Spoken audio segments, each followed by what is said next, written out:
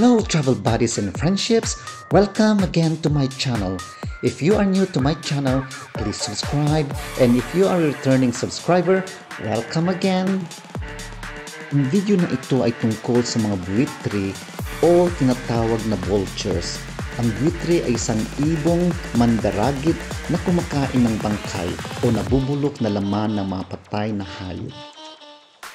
Ang may-ari ng Victoria Falls Safari Lodge ay pinapakain ng mga ibon na ito for almost 20 years araw-araw.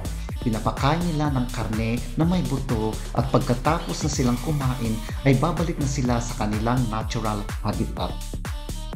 Ang mga ibon na vultures ay nagtitipon-tipon sila sa harapan ng Victoria Falls Safari Lodge na nakasanay na nila na tila parang may alarm clock sila na bago mag 1 o'clock ng hapon ay nandun na sila naghihintay ng kanilang pagkain.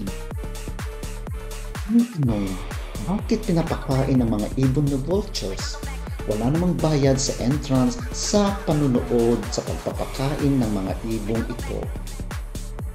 Ang sagot ay kung walang mga buwitre, ang mga bangkay ng mga patay na hayop na pinapatay ng mga mangangaso o namatay sa natural cause, maaring hindi linisin at humahantong sa pagtaas ng panganib sa sakit mula sa nabubulok na katawan ng hayop.